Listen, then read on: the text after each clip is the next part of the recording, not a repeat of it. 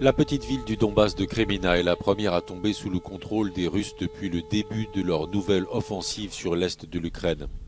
Selon le ministre russe de la Défense Sergei Shoigu, l'armée de Moscou suit le plan de libération établi par Vladimir Poutine.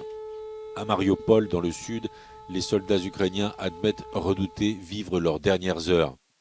Dans un message, un officier dit supplier tous les dirigeants du monde de leur venir en aide et les emmener sur le territoire d'un pays tiers.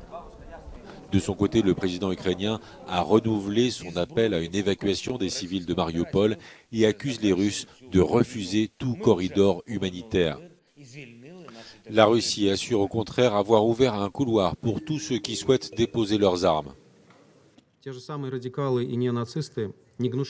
Ces radicaux et néo-nazis de l'acierie d'Azovstal n'ont pas honte de se protéger de nos militaires en révélant, soudain, après un mois de blocus, qu'ils ont soi-disant des civils avec eux.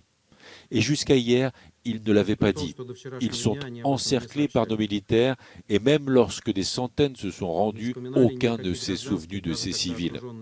Une fois encore, ils se sont révélés tels qu'ils sont. Les civils ne peuvent s'être retrouvés dans ces installations qu'en qualité de bouclier humain.